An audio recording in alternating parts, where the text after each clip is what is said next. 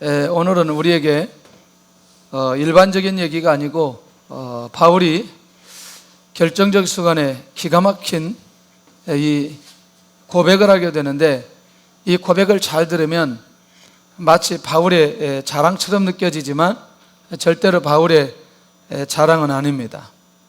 제가 말씀을 준비하면서 이런 마음을 많이 주셨습니다.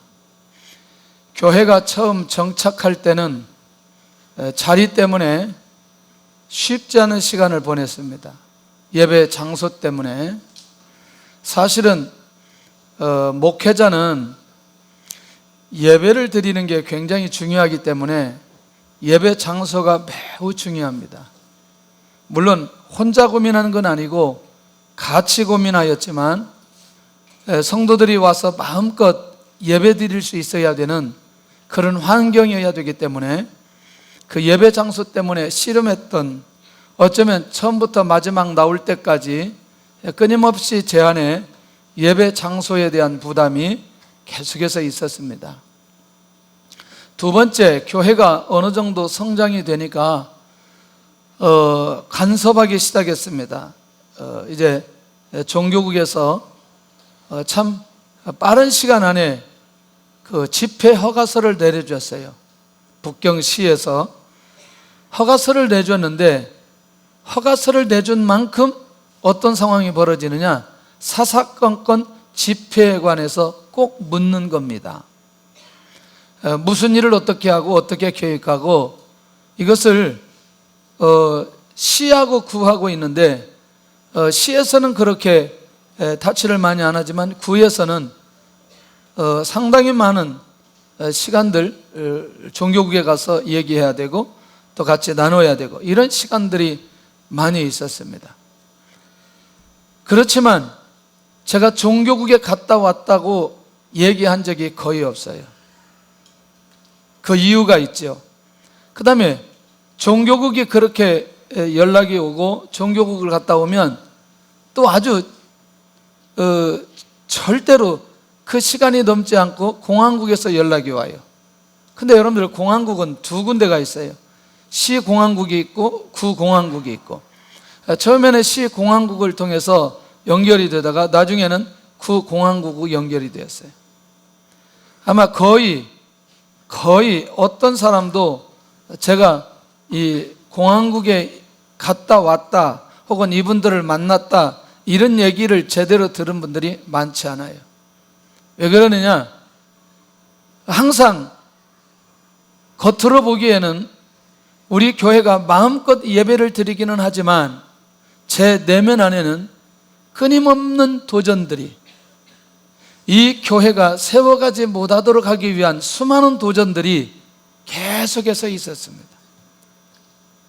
이 내용을 혹시라도 성도들이 알면 신앙이 떨어질까봐, 또 불안하면서 예배를 드릴까봐, 예배 드릴 때 뒤에 누가 와서 쭉 서 있어도 누가 서 있다는 말을 앞에서 하지 않고 설교를 해야 되는 그런 상황들이 많이 있었습니다. 그것은 뭐냐면, 교회 안에 와 있던 많은 성도들이 인격적으로 하나님을 만나고 하나님의 은혜 속에 거하고 하나님의 뜻을 구해야 되는, 더더군다나 더 놀라운 건 설교 때 무슨 얘기를 할 것이냐 너무너무 궁금해해서 예배 시간에 군데군데마다 앉아있고, 군데군데마다 앉아있는데 숫자는 다 세어있고 우리 교회가 몇 명 모이는지까지 매주 확인하는 정보 요원들이 교회 안에 있는 거예요. 조금 더 얘기하면 굉장히 어려워질 것 같아서, 조금 더 가면 교회가 북한 식당 옆에 있기 때문에 끊임없이 북한 대사관은 중국 정부에, 여기에 만약에 교회가 이렇게 있다가 우리 직원들이 여기 뛰어들어가면 어떻게 하느냐, 이 교회를 조치해달라라고 하는 것이었죠. 이런 일련의 모든 상황들이 있어도 하나님의 교회는 든든하게 세워져 가고 하나님께서 귀하게 인도해 주셨습니다. 만약에 혹 제가 불안해하거나 또 그것 때문에 근심하거나 그것 때문에 염려했던 부분이라면 교회가 든든히 세워지지 못했을 것입니다.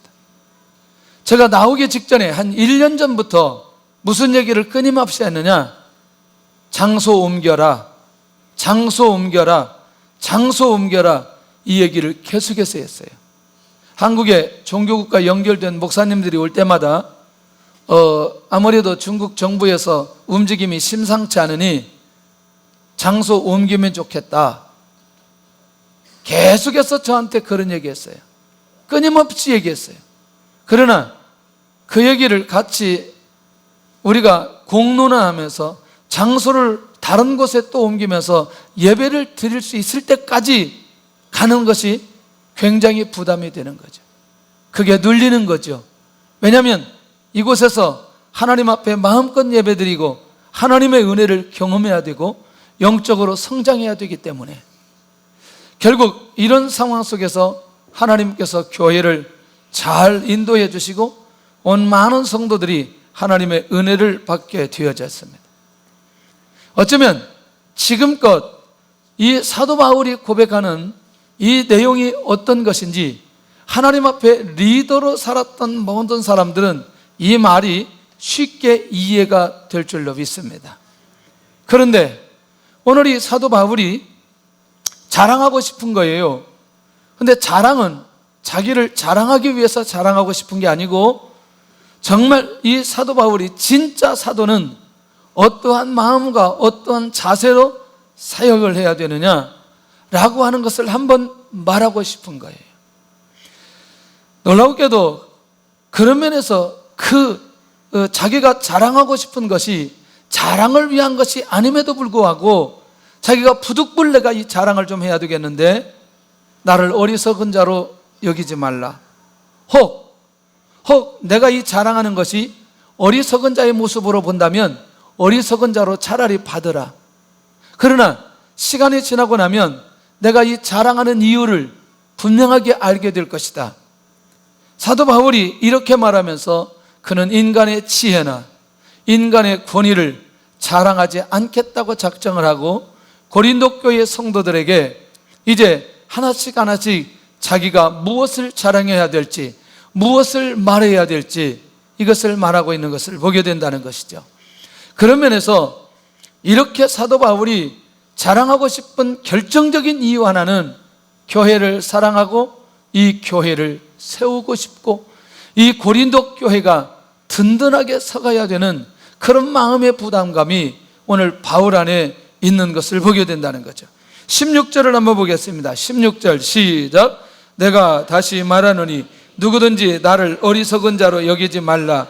만일 그러하여도 하더라도 내가 조금 자랑할 수 있도록 어리석은 자로 받으라. 할렐루야. 두 번째는 여러 사람이 육신을 따라 자랑하니 나도 자랑하겠노라. 다른 게 아니고 이런 거였어요. 지금 사도 바울이 고린도 교회를 볼 때에 고린도 교회가 영적인 순수성을 잃어버린 결정적인 이유는 거짓 사도들이라는 얘기를 계속해서 얘기했습니다. 그런데 이 사람들이 어떤 사람이냐? 놀랍게도 정통 히브리 출신이고 자기 자신들이 그리스도의 일꾼이라고 말하는 사람들이라는 거죠. 누구라고? 그리스도의 일꾼이라고. 그러니까 히브리 출신이고 그 다음에 히브리 출신이면 그들 안에 무엇이 많을까요? 율법이 많이 있죠. 그러니까 율법이 많이 있다는 건 자기들 안에도 뭐가 있다? 하나님의 말씀이 있다는 거죠. 그런데 놀랍게도 이들이 자랑하는 건 무엇을 자랑하느냐? 육신을 따라, 그러니까 인간적 권위, 인간적인 지혜, 자기들이 가지고 있는 율법, 자기들이 가지고 있는 지식, 이것들을 매우 많이 자랑하고 있다는 거죠. 그러니까 결국 그렇게 해서 그들이 자랑하니 나도 자랑하겠노라. 그렇지만 바울 사도가 자랑하는 건 차원이 다른 자랑이라는 겁니다. 자, 결국 이들의 목적은 뭐였냐면 바울과 고린도 교회 성도들을 이간질을 시키고 복음을 왜곡하는 일에 집중했던 자들이기 때문에 이들이 자랑하면 자랑할수록, 이들이 육신을 따라 가면 갈수록 바울과 성도들의 관계는 멀어지고 복음을 왜곡되게 받으면서 결국 이들의 신앙생활이 건강하게 가지 못하도록 막아버리는 역할을 했던 사람들이 이런 사람들이었다는 거죠. 자, 그러면 그들의 정체성을 우리가 쉽게 이해할 수 있었습니다. 그런데 이들을 향한 사도 바울이 고린도 교회를 볼 때에 이들에 대해서 고린도 교회는 어떻게 하느냐? 놀랍게도 이 고린도 교회는 이들에 대해서 너무너무 기쁘게 용납하고 있다는 거죠. 이제는 사도 바울이 어리석은 자들을 용납한다 이렇게 얘기하는 거예요. 공동체를 무너뜨리고 복음을 왜곡하고 그 다음에 사도 바울과 성도들을 나누는 이 어리석은 자들은 매우 기쁘게 용납한다는 거죠. 누가 용납한다? 누가? 고린도 교회 성도들이 용납한다는 거죠. 자, 19절 한번 같이 하겠습니다. 시작. 너희는 지혜로운 자로서 어리석은 자들을 기쁘게 뭐 하노라? 용납하노라. 누구를 용납한다라고 하는 부분을 우리가 잘 알 수 있다는 거죠. 그런데요, 충격적인 건 이들은 성도들을 종으로 잡고 또 잡아먹어도 또는 빼앗아가도 기쁘게 수용한다. 이거를 20절을 한번 보고해야 됩니다. 시작. 누가 너희를 종으로 삼거나 잡아먹거나 빼앗거나 스스로 높이거나 뺨을 칠지라도 너희가 용납하는도다. 오, 여러분들 수용하는데 사람에 대한 분별력이 없으니까 여러분들이요, 성도들을 종으로 삼는다, 그 말이 뭐냐면 율법을 가지고 영혼을 조종하고 있다는 거죠. 그러니까 율법으로 사람을 묶어버리는 거죠. 율법 안에서 자유함을 갖지 못하도록 막아버린다는 거죠. 그러니까 죄를 지으면 여러분 율법은 다 지킬 수 있어요, 없어요? 지킬 수 없는데, 지킬 수 없는 그것 때문에 이 고린도 교회 모든 성도들을 율법의 종으로 만들어버린다는 거죠. 그러면서 사람들을 뭐예요? 조종하고 있는 거죠. 자유함이 없게 만든다는 거죠. 이해되나요? 예. 여러분들 사람 앞에 죄를 고백하면서 주님께 죄를 고백하면 그 사람이 용서받아요, 안 받아요? 복음 안에서는 용서받는 거죠. 그런데 율법 안에서는 어떻게 돼요? 계속해서 정죄당하게 된다는 거죠. 이해되시나요? 종으로 삼는다는 말이 이해가 되시나요? 그 다음에 여기서 끝나지 않고요, 잡아먹는다는 표현이 있어요. 잡아먹어도 빼앗아가도, 이 말이 굉장히 중요한 의미가 있어요. 말하자면 이런 거예요. 조금 더 우리 용어로 얘기한다면 사람을 현혹시켜서 사람의 마음을 회유해서 그들이 가지고 있는 재물이나 그들이 가지고 있는 것들을 빼앗아 가는 일에 집중하고 있다는 거죠. 여기까지는 이해되셨죠? 그러니까 그렇게 함에도 불구하고 고린도 교회는 그들을 어떻게 기쁘게 수용했다는 거죠. 종으로 삼고 잡아먹어도 또 빼앗기나 스드럽혀도 심지어 어디까지 가느냐? 뺨을 칠지라도 용납해버렸다. 결국 뭐냐면 이걸 한번 원문에 정확하게 정리를 해봤어요. 뺨을 칠지라도 이게 추상적인 행위인지 아니면 그냥 말로 그렇게 되어지는지, 그런데요, 진짜 뺨까지 때렸다는 거죠. 이 시대에 놀랍지 않아요? 놀라워요, 놀랍지 않아요? 만약에 우리 교회에서 이게 예배 안 드린다고 5세트 때린다고 한다면 우리 교회에 나올 사람 하나도 없을 거예요. 11조 안 한다고 10대, 감사헌금 안 한다고 3대. 할렐루야. 난리 날 거예요. 이거 인터넷에 올라가고 난리 날 거예요. 이게 무슨 교회냐? 할렐루야. 저 목사가 이상하다 지금. 그런데요, 이렇게 뺨을 칠지라도 이들을 용납하는 교회가 있어요. 어떤 교회? 고린도 교회예요. 그러면 바울이 이 고린도 교회를 볼 때에 정상적인 교회다, 아니다? 자, 누가 이렇게 만들었다? 거짓 사도들이. 그러니 진짜 사도는 어떤 사람인지를 밝히고 싶은 거예요. 사도 바울이 얘기하고 싶은 거예요. 이들을 수용하고 이들을 기쁘게 생각하는 이 고린도 교회 성도들, 그러니까 거짓 사도는 사도 바울이 거짓 사도라고 생각하기 때문에 그건 제껴놔도 돼요. 왜냐하면 어차피 이들은 히브리인이라고 얘기하고 율법을 가졌다고 얘기하고 하나님의 말씀이 있다고 얘기하니 이들이 사도 바울 얘기를 듣는다, 듣지 않는다? 듣지 않는다. 그런데 바울은 세우고 싶은 게 있어요. 뭘 세우고 싶어요? 교회를 세우고 싶은 거예요. 바울은 교회를 세우고 싶은 거예요. 이 수많은 일들이 고린도 교회 안에 있지만 이 고린도 교회만큼은 건강하게 세워져야 되는 그 소망의 바울에게 있다는 것입니다. 자, 이제부터 눈을 열어서 잘 들으셔야 된다는 거죠.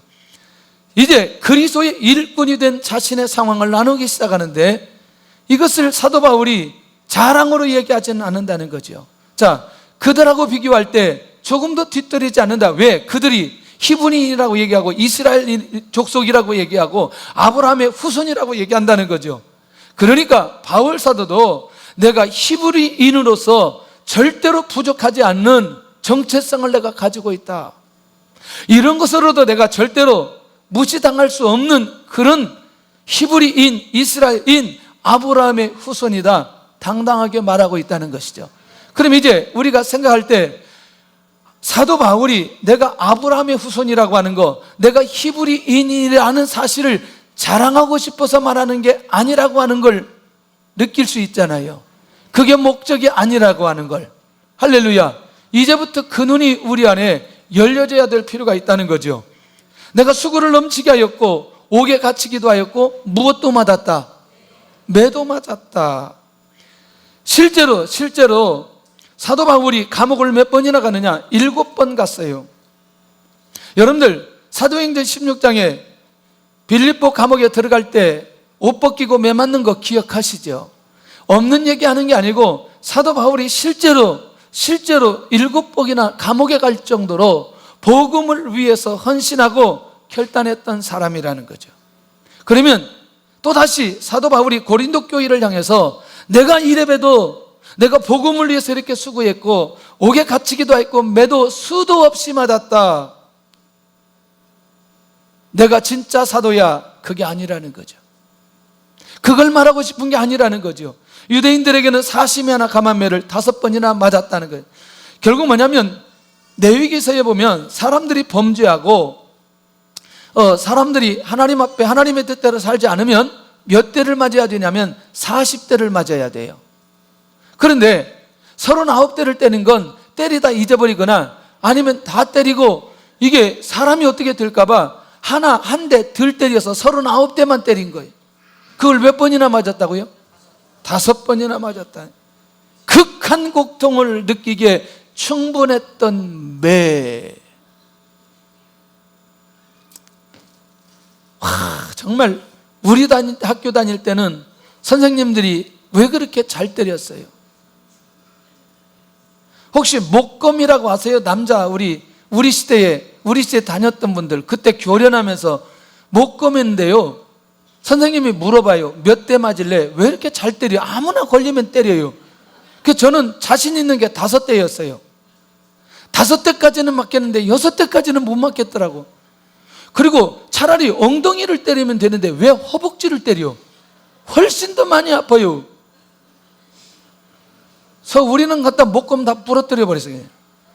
왜 이렇게 그걸로 힘들게 때려? 얼마나 아픈지. 이게요 그냥 회차리면 아프면 되는데 이게 힘까지 가해지니까 나중에 보면 정말 왜 이렇게 때렸는지. 요즘에 그렇게 때리면 전부 다 학교 다 뭐 한다 그래? 안 다니는 걸? 자퇴. 그렇지. 무슨 유교야 학교가. 자퇴지. 네가 유교할래? 자퇴.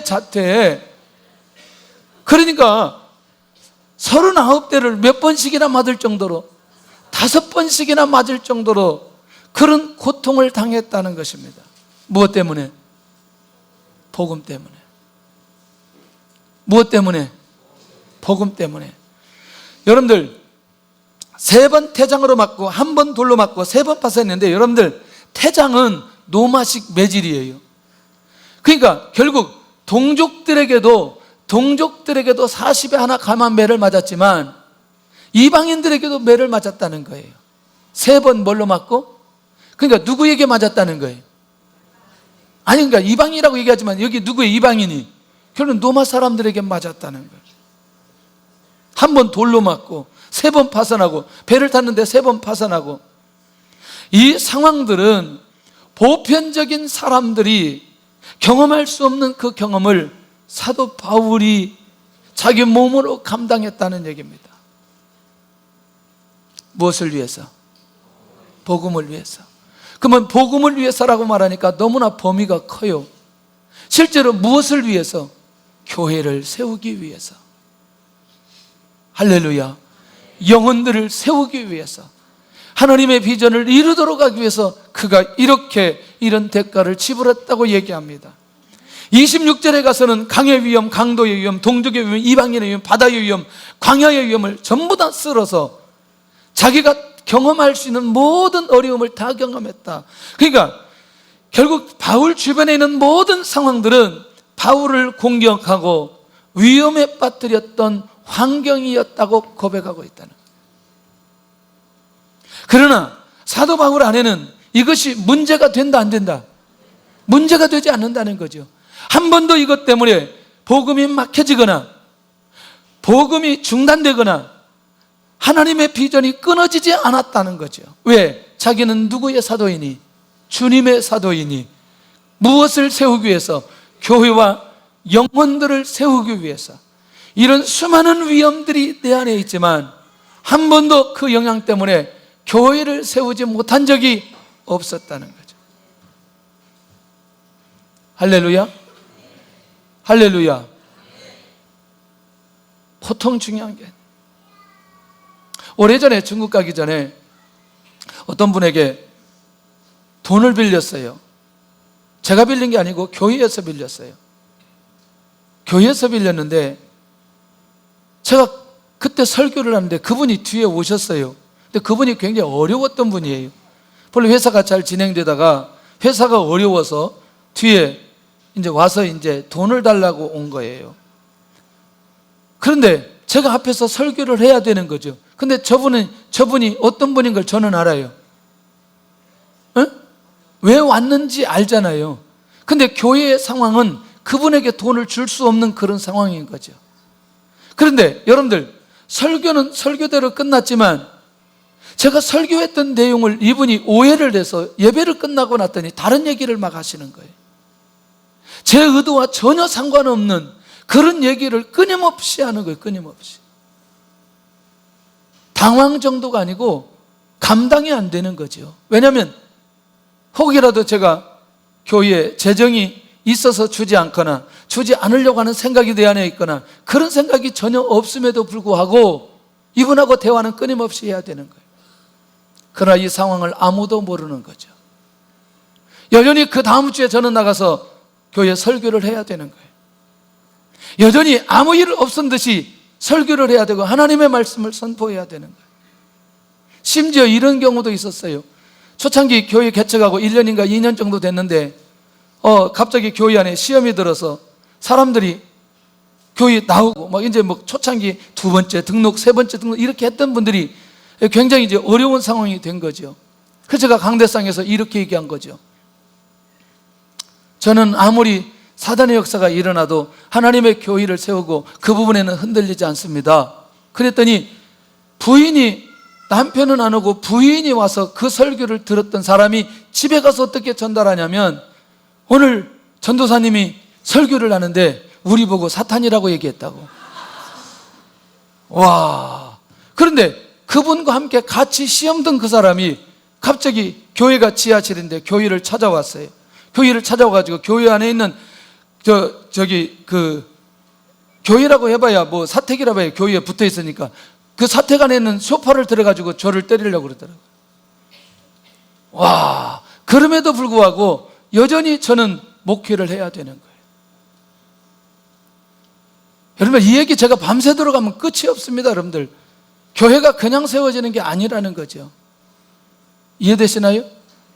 그리고 그 가정들은 한 10명 가까이 교회를 떠났습니다. 교회를 다시 나오잖아요.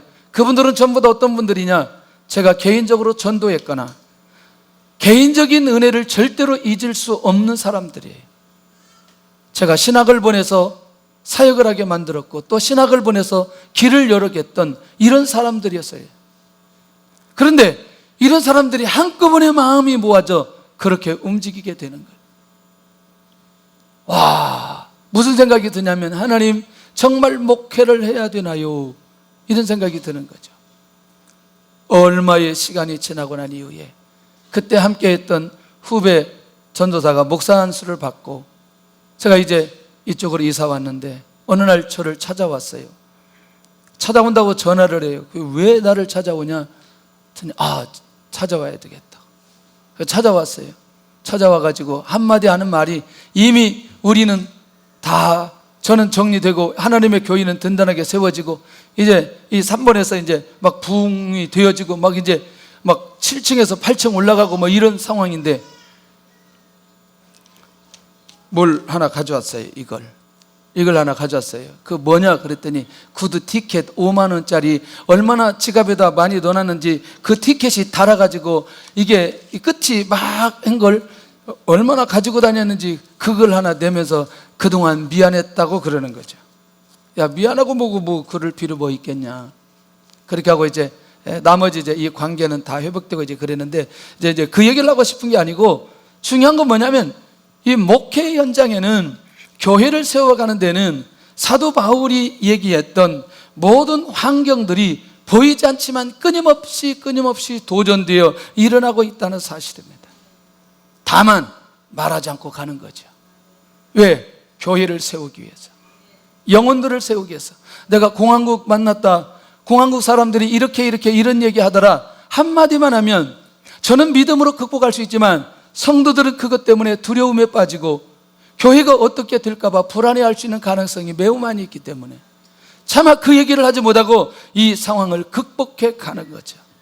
사도 바울이 그냥 그때 빌립보 교회에 편지할 때, 갈라디아 교회에 편지할 때 내가 이런 위험을 당했다 이렇게 한마디도 말하지 않는다는 거죠. 지금도 사도 바울이 고린도 교회에 이 편지를 하면서 내가 이런 위험을 이렇게 경험했다 이거 말하고 싶은 게 아니라는 거예요. 진짜 사도가 어떤 사도인지, 사도는 어떤 마음을 가지고 가야 되는지 거짓 형제 중에 위험을 당했다는 거죠. 자신의 삶이 고난이라는 삶인 것을 고백하기 위해서였는데 거짓 형제 중에 위험을 당했다. 제가 제일은 아니지만 중국의 학생들이 우리 교회에 나오기 시작하는데 어느 날 갑자기 학생들이 나오지를 않아요.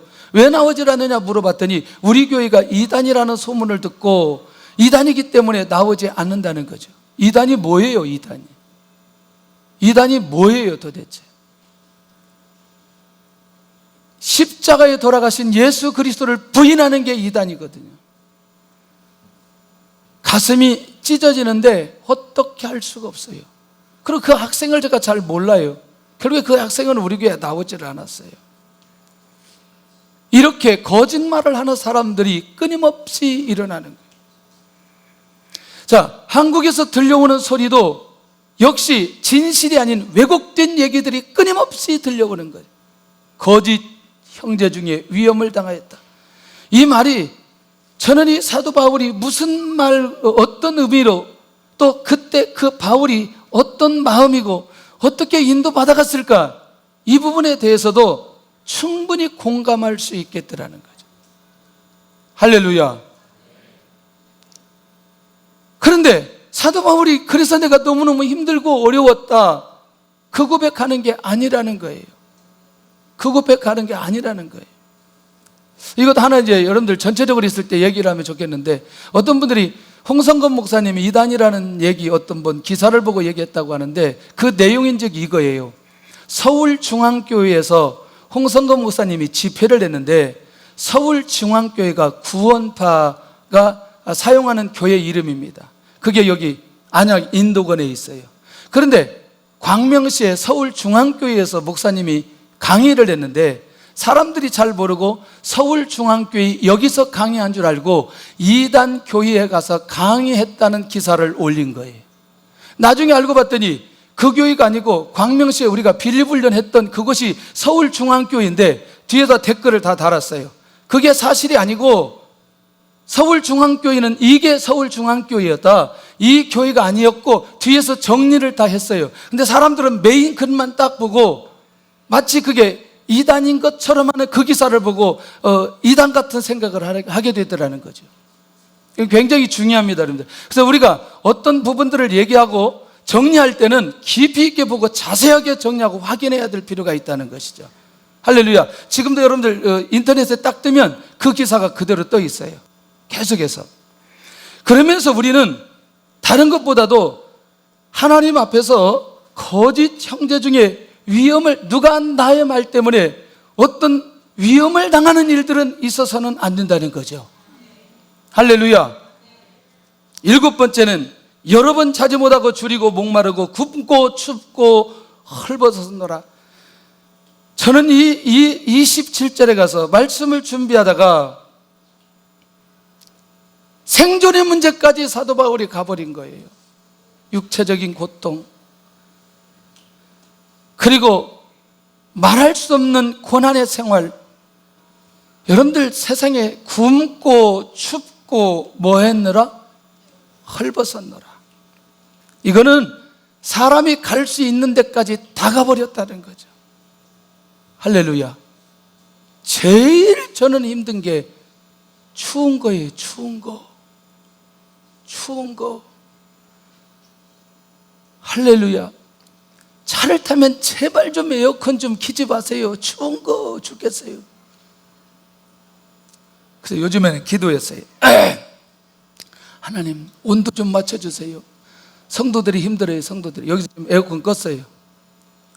추워가지고 이따는 옷을 더 입고. 그런데 여러분들 이 건강을 통해서, 몸을 통해서 왔던 이 수많은 어려움들이 이 사도 바울 안에 다 있다는 거죠. 근데 중요한 건 바울이 자랑하는 결정적인 이유가 있어요. 교회를 사랑하는 자신의 마음을 뭐 하기 위해서? 전달하기 위해서. 교회를 사랑하는 자신의 마음을 전달하기 위해서.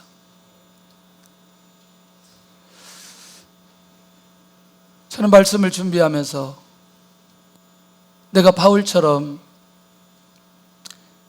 눌리는 일이 무엇일까?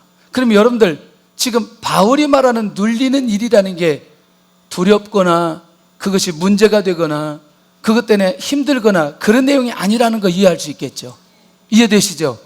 바울 사도가 나 그것 때문에 너무너무 힘들어, 나 그것 때문에 너무너무 두려워, 그게 아니라 이 눌린다라고 하는 부분은 내가 당했던 수많은 고난보다도, 내가 경험했던 수많은 아픔보다도 오히려 내 안에 내가 당했던 그것보다도 내가 교회를 사랑하는, 교회가 세워져야 되는 그 마음이 내 안에 훨씬 더 많이 차지하고 내가 그것 때문에 애통하고 있다는 그것이에요. 이해되나요?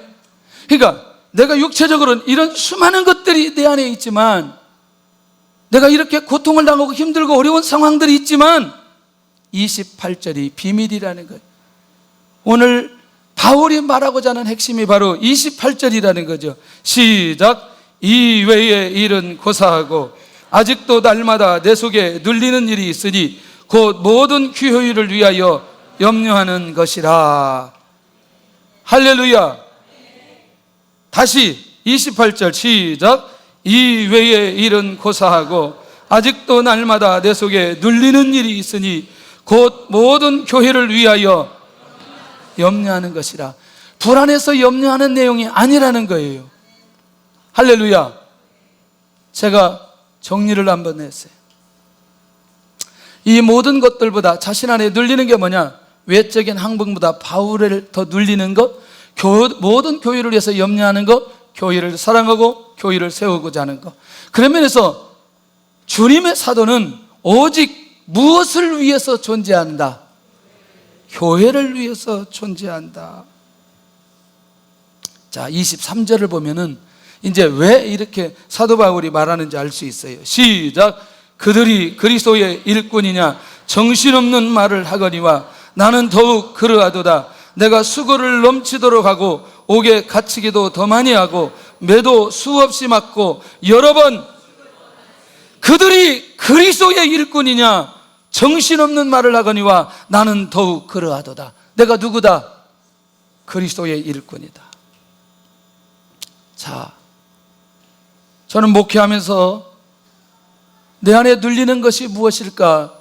영적인 영역에서 첫 번째 보니까 예배 시간을 놓치고 예배가 무너진 사람을 볼 때 얼마나 마음 안에서 눌리는 게 있는지.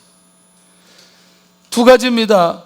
이렇게 예배를 드리고 예배를 끝나고 나면 예배 시간에 나오지 않은 사람들과, 특별히 예배 시간에 나왔지만 하나님의 말씀에 집중하지 않는 사람, 말씀이 들리지 않는 사람들 묵상할 때에 마음에 안타까움이 있다는 거죠. 수없이 하나님의 말씀을 듣는데 하나님의 말씀이 들리지 않는다는 게 이게 얼마나 놀라운 일일까. 그러면서 애통해하는 거죠. 왜냐하면 그래도 이렇게 소통이 되는 분들과는 제가 이런 얘기를 해도 마음이 어렵지 않지만, 그렇지 않은 사람들은 굉장히 또 어려울 수 있기 때문에 계속해서 안타까워하는 거죠. 세 번째는 모든 말씀을 내마의 음성으로 듣지 않는다는 거죠. 아까는 설교 시간에 그렇지만 하나님의 말씀을 받고 개인적으로 큐티하고 순에서 나눔을 하고 이런 말씀들을 내마의 음성으로 잘 안 듣는 거죠. 그러니까 듣지 않는 것을 보면 이 육적인 생활에서 영적인 삶으로 넘어가야 되는데 이게 넘어가지 않을 때에 결국에는 육적인 한계를 넘을 수가 없다는 것이죠.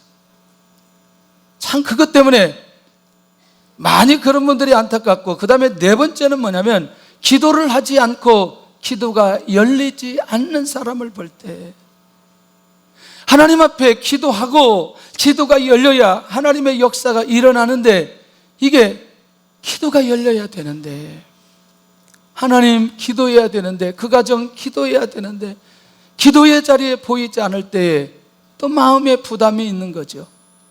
그래서 그러면 나라도 기도해야 되지 않겠나, 계속해서 그 가정을 놓고 기도하게 되어지죠. 다섯 번째는 뭐냐면 교회에 와서 함께 신앙생활을 계속해서 하는데 내면적 변화가 일어나지 않는다는 거예요. 여전히 내가 있는 옛날의 옛 모습 그대로 끊임없이 그 상태를 유지하고 변하려고 하지 않는다는 거죠.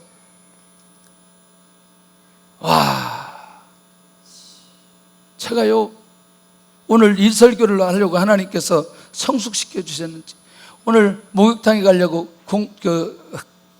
여기 공영주차장에 갔는데 지금 주차하려고 이 차가 나오길래 계속 깜빡이를 켜고 아까부터 계속해서 기다렸는데, 어떤 차가 이 차가 나오니까 저쪽에 들어와가지고 자기가 넣는다는 거예요. 그래서 왜 그러냐 그랬더니 이쪽 줄은 이쪽 줄에 넣으면 안 되고 이쪽 선에 있는 차가 그쪽으로 들어가야 된대. 그러면서 자기가 넣고 가는 거예요. 그래서 내가 너무나 어이가 없어서 한참 웃고 왔어요. 할렐루야. 지난주하고 변한 증거예요. 그래도 내가 목사인데 이 주차 가지고 이 사람하고 싸우면 안 되지.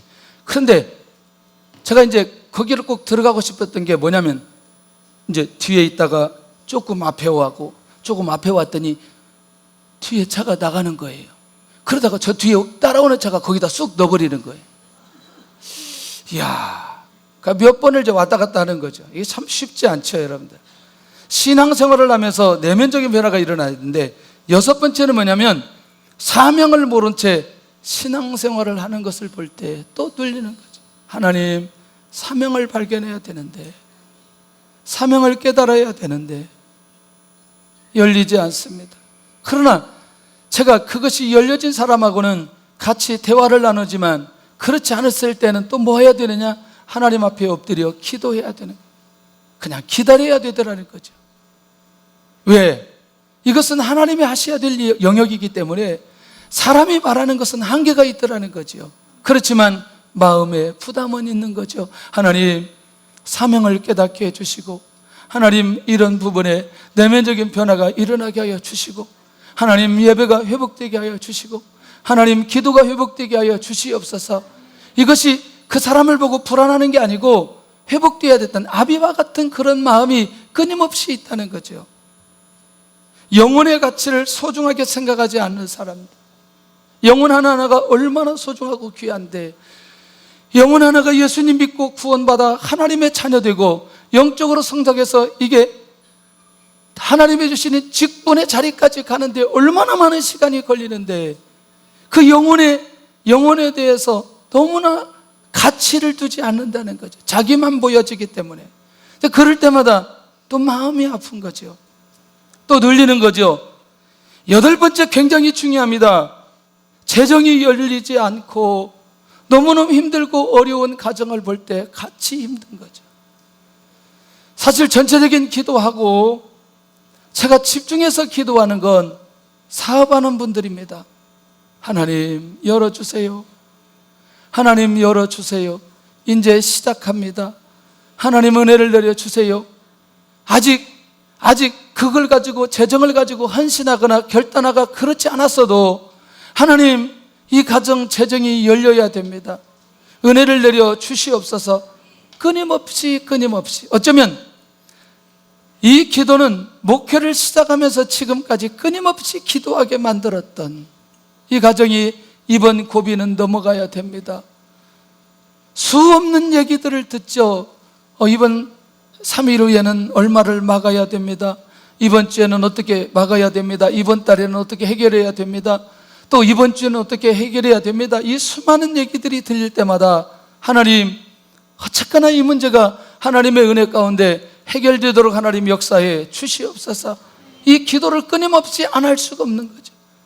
그런데 더 중요한 건 하나님께서 재정을 열어주시고 어느 정도 살 수 있는 환경이 되는데도 불구하고 재정을 가지고 하나님 앞에 헌신하지 않으려고 할 때는 더 마음이 더 아픈 거죠.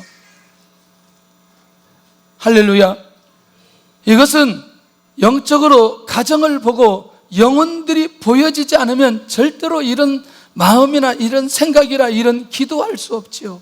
끊임없이 자기를 위해서 쌓아두고 또 쌓아두고 또 쌓기 위해서 또 쌓고 계속해서 이런 욕심에 의해서 하나님 앞에 구하고 가는 이런 모습을 볼 때는 더 가슴이 아픈 거죠. 금방 느끼게 되어지죠. 여러분들 목회를 이렇게 하고 또 이 부분에 대해서 하나님 앞에 기도하고 그 가정을 놓고 애통해서 기도하면요, 이분이 지금 재정 상황을 어떻게 사용하는지 그냥 느끼게 된다는 거죠. 놀라우게도 교회는 있는 분들이 헌신하기도 하지만 가장 어려운 사람들이 헌신하면서 교회가 세워지더라는 거예요. 왜? 하나님께서 그 마음을 주시기 때문에. 저는 그런 면에서 우리 교회가 정말 모든 성도들이 재정이 열리기를 원하는 마음이 정말 많이 있는 거죠.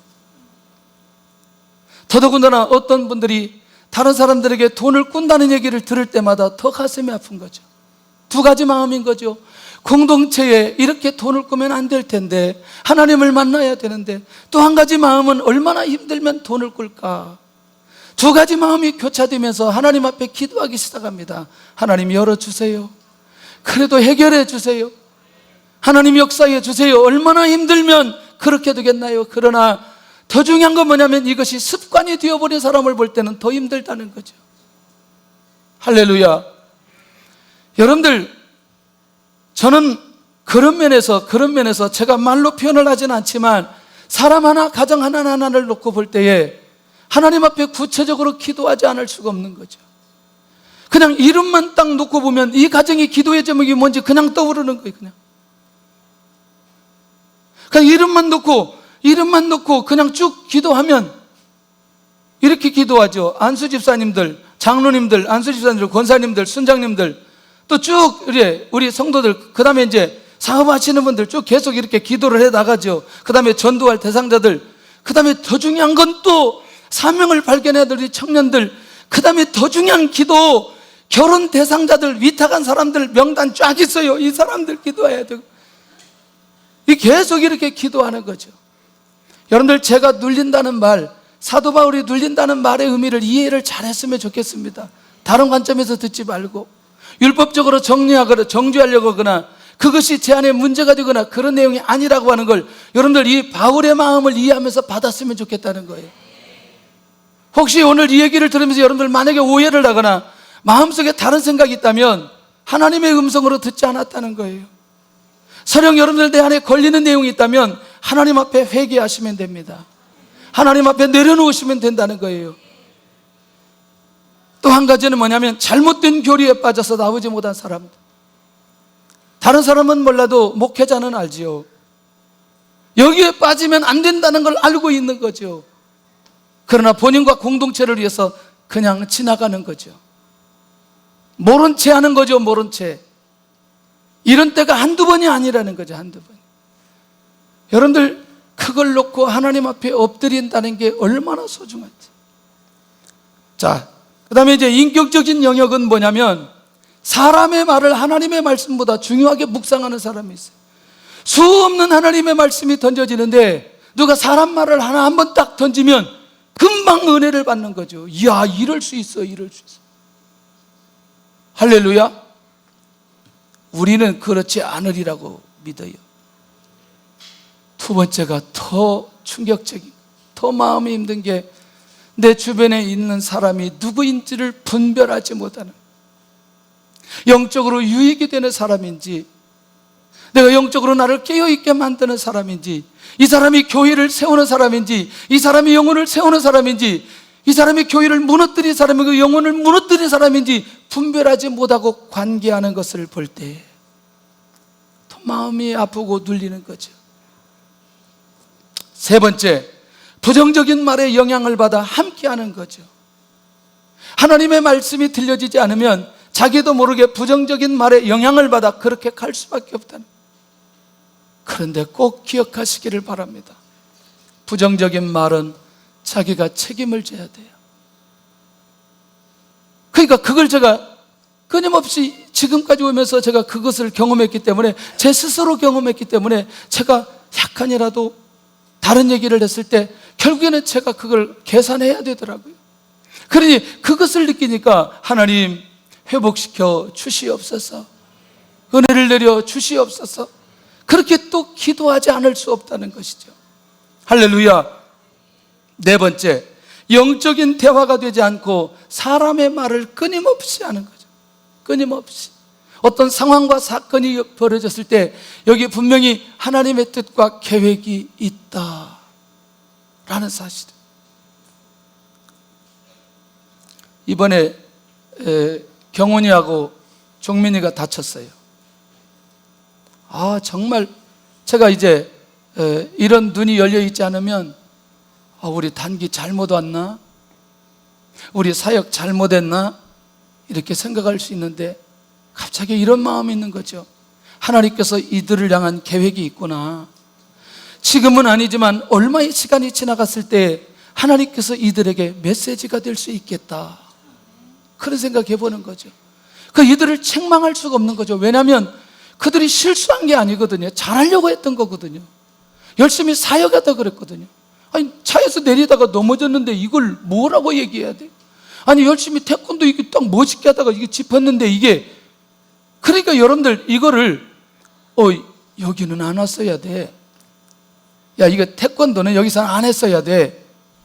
이렇게 말하는 순간부터 이건 뭐냐? 육적인 대화로 가버린다는 거예요. 나는 둘 중에 하나 말레이시아 선교사 될 줄로 믿습니다.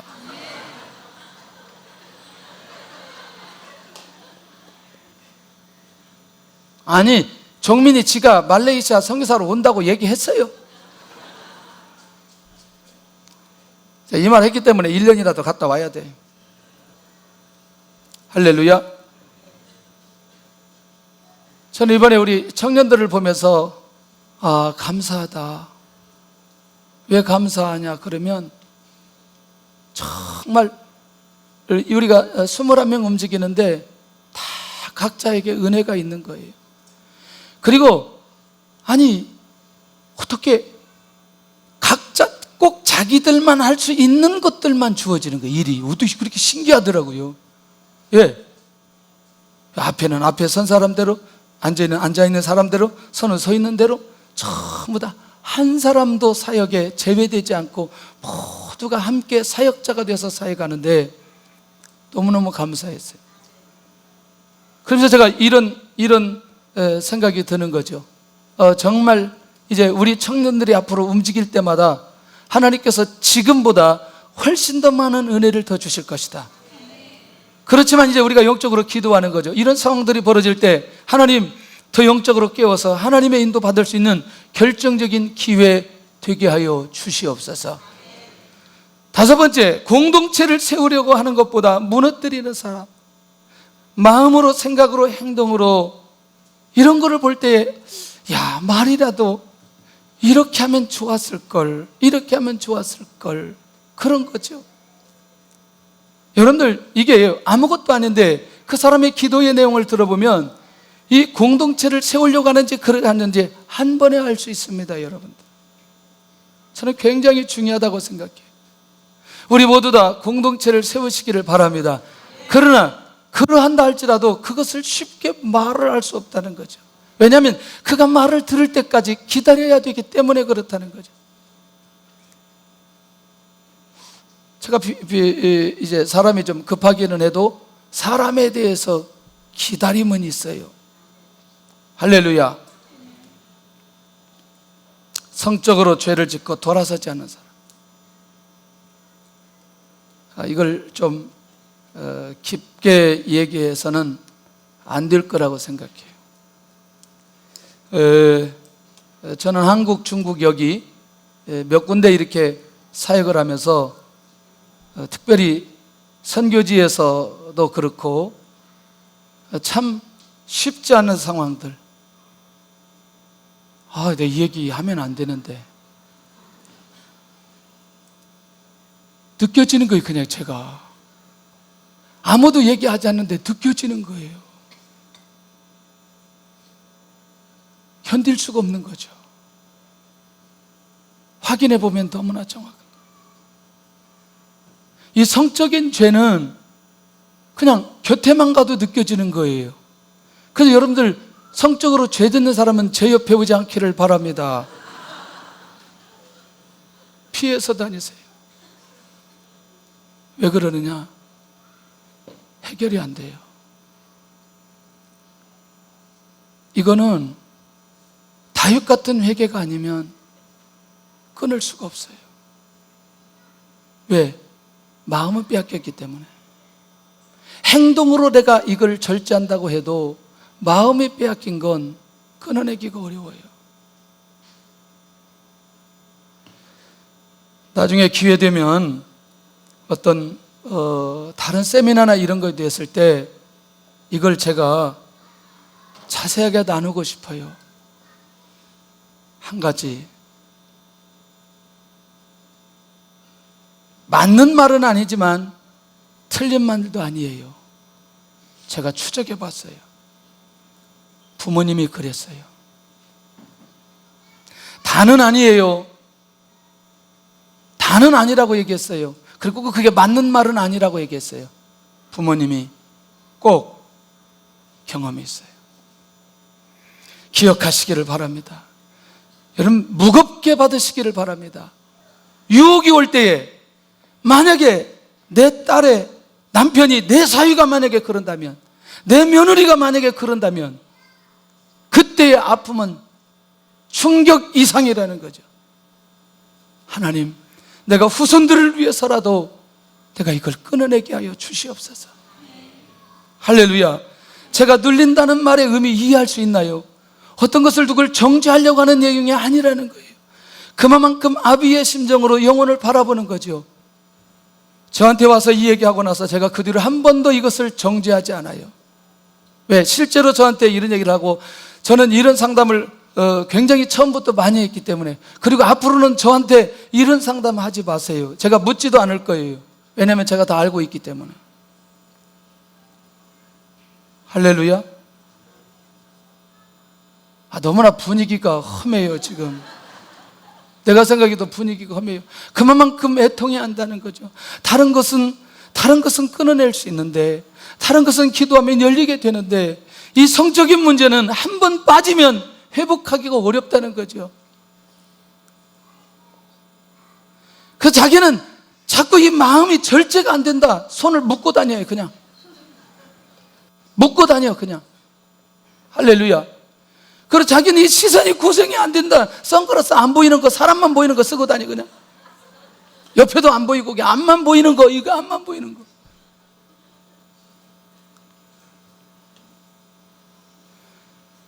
유학생들이요, 중학생들이 동거하는 현장을 여러분들이 봤으면 충격일 거예요. 한국에 연락 오면 전화 받아요. 부모님들이 오면 다른 곳으로 인도해요. 근데 얘들은 이미 동거하고 있어요. 중학생들, 고등학생들이. 그러니까 충분히 제가 근거 있는 얘기들을 얘기하고 있어요. 그러니까 정말 이 문제는 교회 안에서부터 우리가 확실히 끊어내고, 지금까지는 여러분들 그것 때문에 쉽지 않은 시간을 보냈을 거라고 생각이 들어요. 그러나 혹시라도 그런 분들이 있다면 내려놓으시기를 바랍니다. 그리고 정 못 견디면 결혼하세요.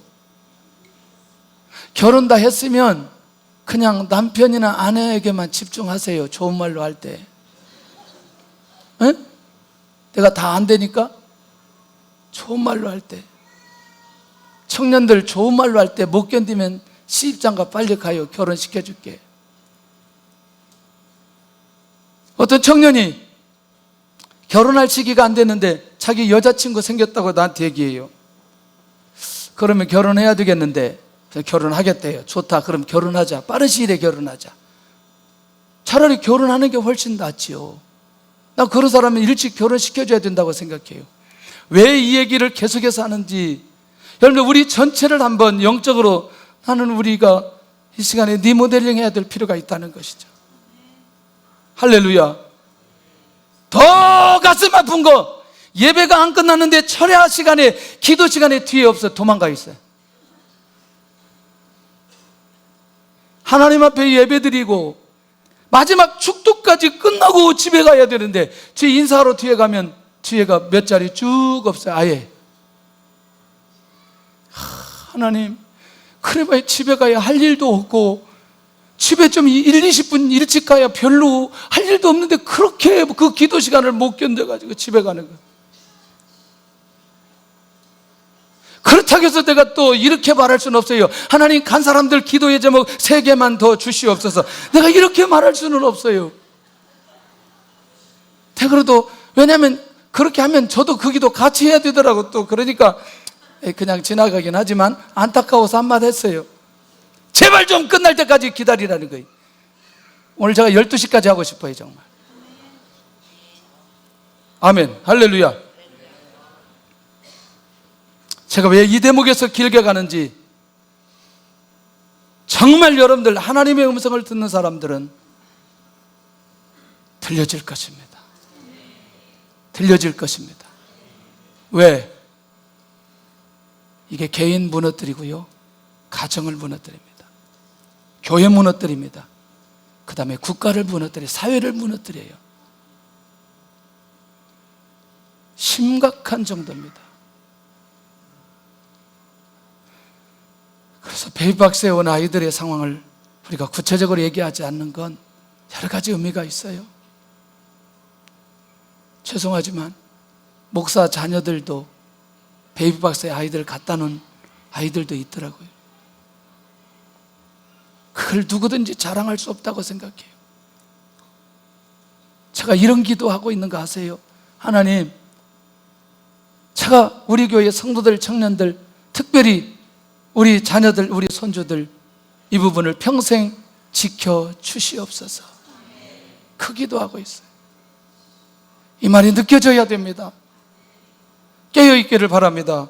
할렐루야.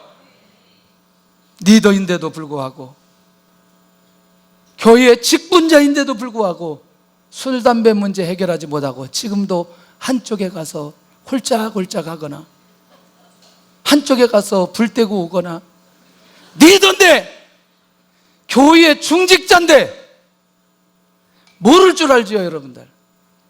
저는 속여도 누구는 아느냐? 하나님 아세요.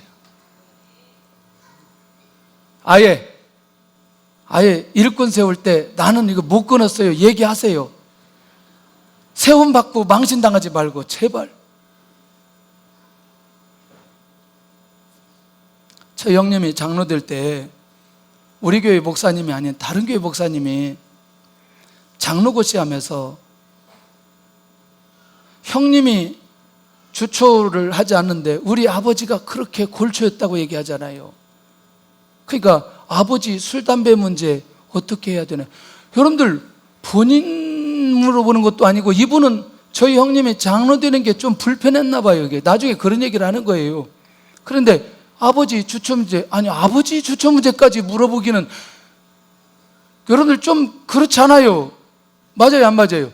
근데 그 형님이 그랬대요. 아니 우리 아버지 주처 문제를 내가 어떻게 해결하냐고. 만약에 그게 문제라면 저 안 해도 괜찮다고. 결국 세상 떠나기 전에 2년 전에 아프셔 누우셔가지고 결국 끊고 가셨어요. 심지어 집안에 있는 사람들까지 묻는데 말은 안 하죠. 제가 지금 저 안수 집사님이 저기서 홀짝홀짝 하는 걸 내가 아는데 집에 두꺼비도 있고 오비도 있고 여러 가지 있다는, 어디 만나면 꼭 오비 찾고 그런다는데 내가 다 아는데 말은 안 하는 거지. 말은 하는 거지. 아니 이게 단 우리 성도들이 율법적으로 안 들렸으면 좋겠어요. 제가 그 얘기 아닙니다. 오늘 내가 신앙이 초보의 단계를 걷는 사람은 시간이 지나가면서 끊어갈 수 있어요. 오늘 제가 작정하고 나온 거 아시죠? 느껴지죠? 왜냐하면 여기서 끝나지 않더라고요. 다음 단계로 넘어갑니다. 이 음주 문제는 음주로 끝나지 않고요. 이게 반드시 그 다음에 죄를 짓는 행위로 이어져 갈 수 있는 가능성이 매우 많이 있어요. 할렐루야. 그리고 와서 교회 와서 예배 드리는 거지. 28살 때, 오늘 여러분 집에 일찍 갈 생각하지 마세요. 사역을 하는데 예배를 끝났는데 초신자 한 분이 입이 대빨이 나온 거예요. 제가 교육전도사 때. 왜 그러냐고 했더니 오늘 대표 기도 한 분이 자기랑 저쪽 동네에서 같이 불을 뗐는데 강대상에 올라가서 기도하더라는 거예요. 너무나 충격을 받았다는 거예요. 어떻게 저런 것이 강대상에 올라가서 대표 기도를 했다고 입이 대빨이 나와가지고. 그제 그 강남에 있는 목사님, 자기 위에 있는 원로 목사님은 자기 교회 장로님들이 그날 새벽 예배에 안 나오면 강대상에 가운 입고 설교를 못하게 했다는 거예요. 어떻게 대표자가, 설교 대표자가 새벽 예배도 안 나오고 준비 안 하고 여기 나와서 기도할 수 있냐고. 우리는 너무나 그렇게까지 가는 건 아니라고 생각하면서도 이 문제만큼은 우리 영적인 부분이기 때문에 무슨 말인지 이해할 수 있기를 바랍니다. 좋은 말로 할 때 끊으시기를 바랍니다. 할렐루야. 정 마시고 싶거든 콜라, 사이다, 짬뽕 해가지고 할렐루야 마시기를 바랍니다. 괜찮아요. 비슷한 느낌이 와요. 오늘 내가 별말 다 하네. 마지막 삶과 영역에서 경제적으로 어려워 고난 속에 있는 사람 볼 때 얼마나 마음이 눌리는지. 예. 저는 가끔가다 이런 생각을 해요. 하나님, 저 아파트 좀 단지를 하나 좀 주세요. 우리 성도들 다 아파트 한 채씩 주고 정말 함께 기쁘게 행복하게 신앙생활하게 해주세요. 어느 때는 막 그런 마음도 막 드는 거죠. 그러나 우리 대에 경제적인 고난을 끊어내야 된다는 거죠. 끊어내야 된다는 거예요. 할렐루야. 두 번째, 사업과 직장의 문이 열리지 않는 사람. 너무나 애통하는데, 너무나 힘든데 문이 열리지 않아. 사업이 잘 열리지 않아. 직장의 문이 열리지 않아. 이건 사람이 할 수 있는 영역이 아니고 하나님께서 열어주셔야 되기 때문에 또 그런 사람을 볼 때마다 마음이 어느 분이 등록하셨어요. 머리 뭐 해주는 거, 머리 케어 해주는 거 뭐예요? 에? 그 집이 가지고 신방하고 와가지고 그날 오후에 여자들만 갔는데 제가 가서 머리 했잖아요.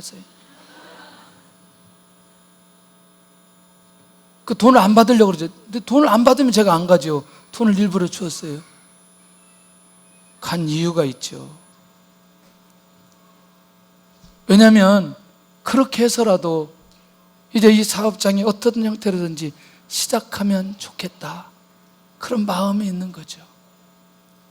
중국에 우리 정영일 장로님이 식당 하실 때 이제 선교사님들이 선교 대회를 했어요. 선교 대회를 하는데 우리 교회에서 선교 대회를 하고 식사는 저쪽 교회에 성도님의 예약을 한 거예요. 예약을 한 거예요. 와, 제가 이제 드디어 선교사님들에게 그동안 안 진짜 막 있는 대로 화를 냈어요. 당신들 정신들이 있냐 없냐? 어떻게 그럴 수 있느냐? 어떻게 그렇게 갈 수 있느냐? 우리 장로님이 식사하는 걸 알고 있으면서 거기다 예약하느냐? 소리를 질렀더니 바꿔버렸어요. 그날 매상에 얼마 온지 결제가 280만 원이었어요. 왜? 나는 우리 성도들의 사업장이 잘 되면 좋겠어요. 응? 그러면 그 집은 잘못되고 우리만 잘 돼. 그게 아니고 그런 뜻이 아니라는 거죠. 이해되시죠? 무슨 말인지. 그런 걸 볼 때 하나님, 시작했는데 잘 가야 되지 않아요? 자녀의 문제로 고난의 시간을 지내는 사람. 네 번째는 육체 질병 때문에 힘들어하는 사람. 왜? 사람이 할 수 없는 것이기 때문에. 다섯 번째가, 이게 참 쉬운 문제가 아니에요. 이번에도 이제 어느 분이 그런 얘기 하더라고요. 성도들끼리 문제 있는 때는 교회를 떠나면 안 된다. 그러나 목회자 관계가 불편하면 그건 말씀이 안 들어오기 때문에 교회를 떠날 수 있다. 어느 분은 그렇게 얘기하더라고요. 그러나 여러분들 두 가지 다라고 생각해요. 이런 부분들이 불편함이 있을 때 교회를 떠나면 안 된다는 거예요.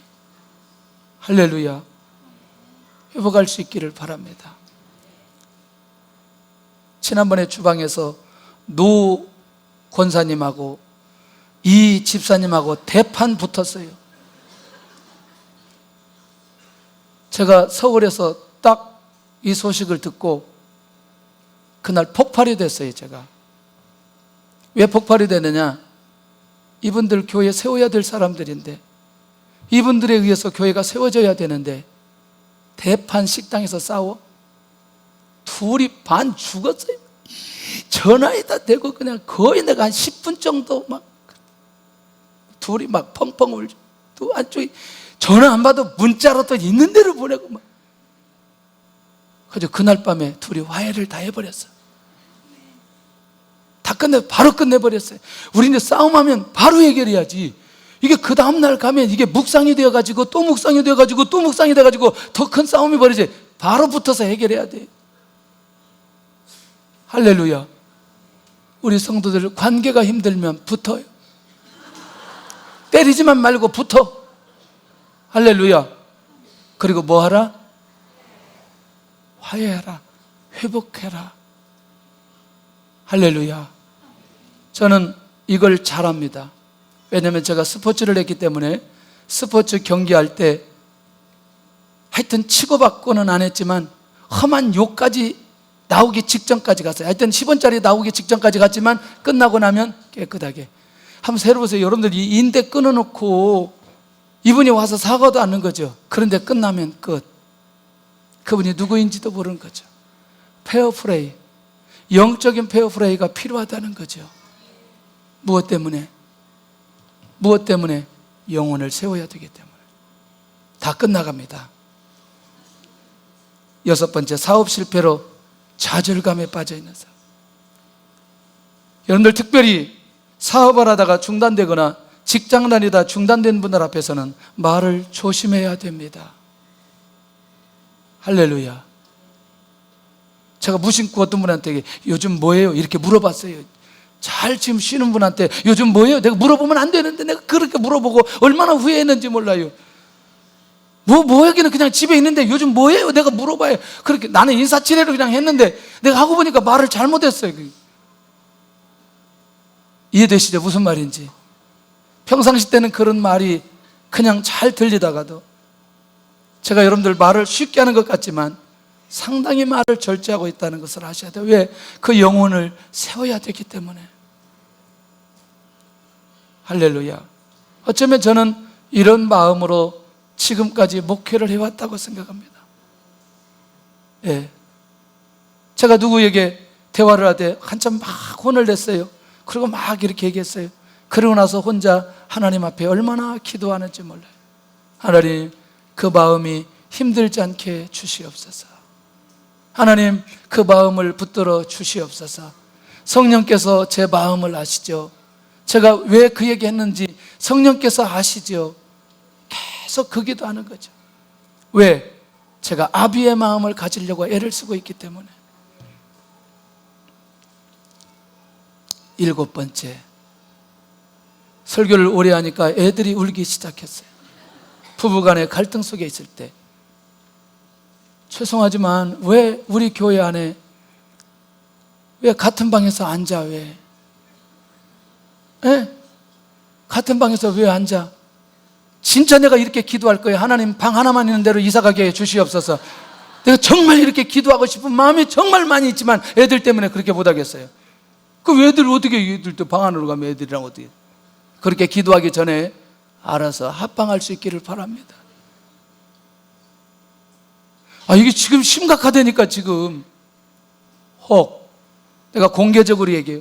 혹 이 부부관계가 잘 안 되는 분들은 저한테 오시면 기가 막힌 약이 있어요.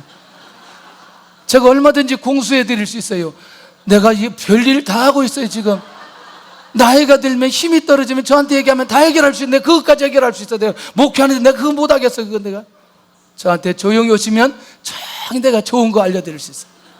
할렐루야. 내가 사서라도 줄 수 있어요. 진짜라니까. 한번 찾아와요. 찾아와 진짜. 그리고 검증해보고 괜찮다 그러면 돈 주고 사면 돼요. 얼마나 애 같으면. 여러분 이런 거 모를 거예요.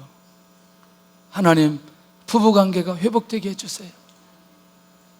딴방 쓰지 않게 해주세요. 왜? 아이들이 보고 있거든요. 딴방 쓰는 걸 아이들이 보고 있거든요. 할렐루야. 아멘을 안 하는데 나는 지금 막 이름을 다 불러보고 싶어. 여기 지금 확인하고 싶어. 막 불러보고 싶어. 정말. 왜요? 은혜는 받지만 부부관계 회복되지 않으면 온전한 회복이 어려워져요. 그거 아셔야 돼요. 온전한 회복이 어려워져. 왜냐면 항상 어떤 막히는 부분이 있는 거예요. 부부간에 회복이 되지 않으면. 얘들아, 너희들 잘 들어도 오케이? 고부간의 갈등으로 가정생활이 어려운 사람, 아니 별게 다 보여지는 거예요. 이게 별게 다 보여지는 거예요. 시어머니 며느리, 여러분들 시어머니들 정말, 나는 이번에 이 세미나에서 그거 하나 배웠어요. 절대로 아들 외에는 며느리를 책망할 책임이 없다. 아들만 책망해라. 누구만 책망해라? 그러면 우리 교회 며느리들이 앞으로 수도 없이 돌아올 거예요. 할렐루야.